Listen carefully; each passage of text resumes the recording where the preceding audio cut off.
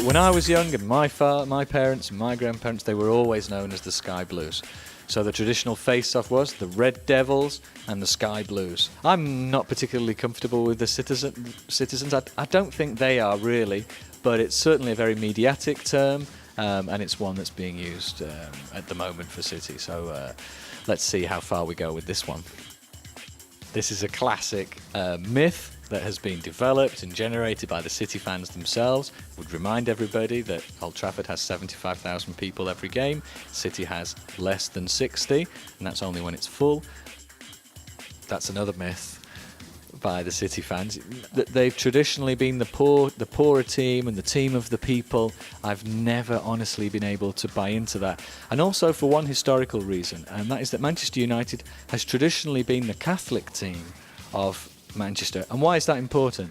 Well, because it always attracted a lot of immigrants from Ireland, which belonged to a lower level social demographic, for example, than the Manchester City fans, who are much more of an English fan support and who've come very often from surrounding neighbourhoods, towns, the Shire counties like Cheshire and so on, where people tend to have a lot more money. So I've never been able to buy into this argument that City has been the poor people's team and United has been the rich team. This is, I think it's actually historically a mistake. It's not just a question of being a fan. It is a team with a big tradition. I always make the comparison with Atletico Madrid. You know, it's a team that does have a lot of fans. It's got a lot of fans who've been sleeping for a lot of years, you know, have come out from behind the curtain, so to speak.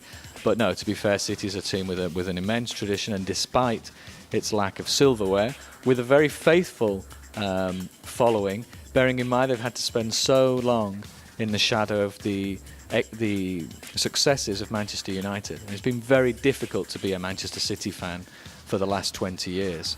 And so they've held out, and now it's their moment of glory.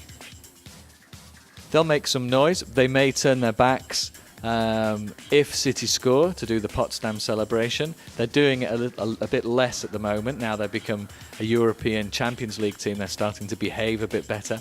But no, they'll make a lot of noise, and they'll be a great support for the team, as British teams usually are good value for money when they travel.